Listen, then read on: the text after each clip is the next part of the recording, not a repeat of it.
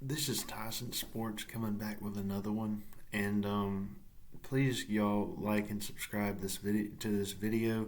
It does really good help for us. And anyway, today we're gonna be talking about the fact of we're gonna be talking about the Gators football 2026 season preview. And I've been seeing a lot of talk about Coach John Summerall talking, and he goes back to this whole deal about, oh, well, we've got to make sure the players are on time and all this, and that's what's going to turn the program around. Well, let me just be honest with you guys. That's not what turns the program around. That's the bare minimum expectation of somebody to to show up on time and to get the workout started. I'm a big Florida State fan, so I know about being on time and stuff, and the work, and as Coach Mike Norvell, the coach of Florida State, says, the climb and all this. Um, Being on time. Mike Norvell works hard, but that doesn't guarantee wins, as y'all can see that my team's won 2 games and then 5 games this past year, 5-7 in 2025. So you've got to be able to get the players, and John Summerall just doesn't look like he's going to be able to cut it, because there's tons of deficiencies within the organization right now. I went over and looked at, as you guys all did, I looked at the Florida Gators spring game, and in that game, you could see that the projected starting quarterback for the Gators, Aaron Philo, he doesn't have much arm strength, and he also doesn't put he's not very accurate with his passes. He's just and even when he's not accurate, you can see that the linebackers and the safeties, they don't close in time. So those little flat routes, because they didn't really show much in the spring game, no team really does, but those little flat routes, the ball was short, and the DB or the linebacker multiple times could still not catch up to the ball. I'm hearing that there's supposed to be a quarterback competition, but you can obviously tell that it's Philo's job, coming over from Georgia Tech, and that's fine. But he was the backup at Georgia Tech for a reason, and he's just not going to be able to get it done, especially being as it's going to be his first year really starting. He's also going to have problems along the offensive line. So that's going to be a major problem. Just real quick, I saw that the linebackers, they didn't fill the gaps well. Jaden Ball was able to run a few times, and he's a real good running back, but there was no gap filling, as far as making sure that the gaps were filled and tackles being made. That just wasn't happening. The secondary was getting burnt. In a spring game, you should always be able to tell, the little slant and go routes. You already know that that's happening. So when it happens, you should know that, hey, this is a slant and go, and the DB's bit on that every time. So that's not good. I will say the good thing that Florida has going for them is they have really good receivers in Eric Singleton. Vernell Brown's really good, in Dallas Wilson, but again, you have to have a quarterback that's going to get them the ball, and the Gators just don't have that. Aaron Philo is not going to have the arm strength to get him the ball, number one, and he doesn't have the vision to see it. Again, I was going to say, even if he does, that being Aaron Philo, even if he does develop a little bit, his left tackle, coming over from Stanford, Emeka Ugori, I think his name is, he had a 46.5 overall PFF grade. That's terrible. And for that to be your left tackle, and he's supposed to protect your blind spot, that is not a recipe for any type of success. And then you go over to the other side and you see that what's his name? Caden Jones. He had a PFF grade of 57.7 overall. So that's your right tackle, projected starting right tackle.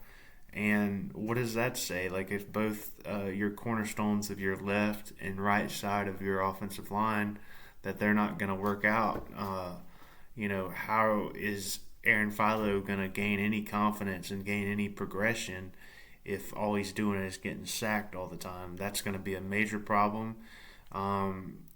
Summerall, he's getting that new car smell. He's getting recruits in, and obviously they're committing, but commitments don't mean anything in the NIL world today. A kid could be committed one day and then gone the next. You'll see good juices, flowing or whatever, so you'll see commitments, but that doesn't necessarily mean they're going to sign. Far from it. A lot of it's due to as well that Florida State's down, so they're not going to look at Florida State. So let's go look at the new shiny car over here. If we don't want to go to Miami, being as I still can't believe that Miami Stadium is 30 minutes away from the actual campus. But anyway, back to Florida. That's what we're talking about here. So both sides of your line are in bad shape. So what are you going to do? How are you going to progress? You're not. So then you look at your weapons. You have 3 really good receivers. So that's all you need. But I'm just kind of confused at some of the roster acquisitions that Summerall's made. Luke Hepring from Georgia Tech.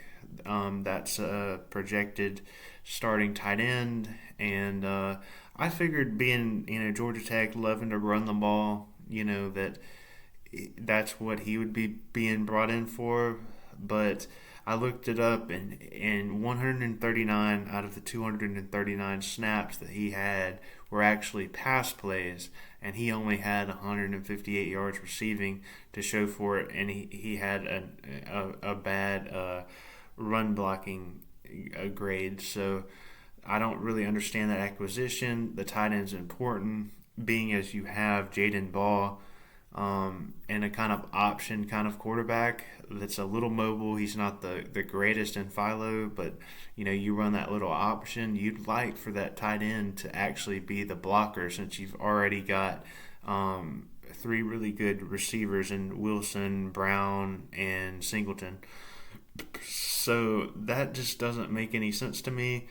Again, I was telling you about how I thought that the secondary was getting burnt. You look at Kanye Clark, that's going to be the projected starting nickelback for the Gators. He only had 22 total tackles. So with an increased role, you don't know how he's going to respond to that, because that's not a lot of production, and that limited production and that limited snap count, you think, oh well, he's just gonna get better, and that doesn't always happen. Just because you get more playing time doesn't mean you're actually better. Florida State had a great example of this in Patrick Payton. He was really good because he had Jared Verse on the other side of him. He had 47 tackles, and he was an all-ACC preseason guy in the 2024 season when Florida State only won 2 games. And he had that increased asking of him. He got double-teamed, and he couldn't do anything with it being the main guy. So just because you do good in a limited sample size doesn't mean you're going to be good in a larger regular sample size. But we'll see what happens with that. Again, I mentioned that the linebackers weren't really filling holes that well.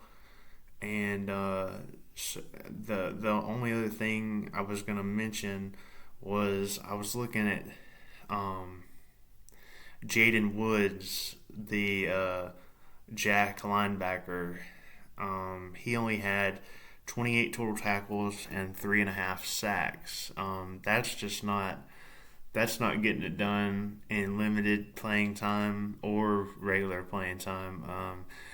And you can tell yourself all you want, like, oh, he's going to get a lot better and all this, and he might, but I'm just telling you, is again, another Florida State example.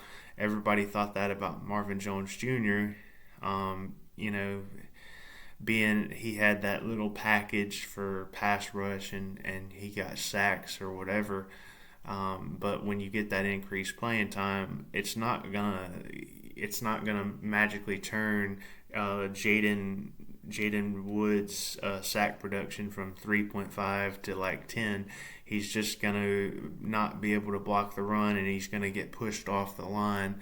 And a running back, one of the many SEC running backs, is gonna run for 20 or 30 yards on Florida.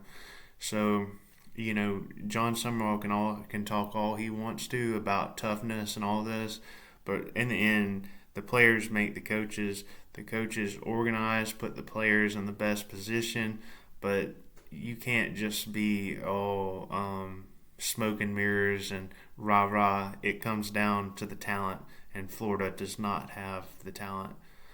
Thanks again, guys, for watching another episode of Tyson Sports. Please like and subscribe and share this as we continue to grow. I appreciate everything. Thanks.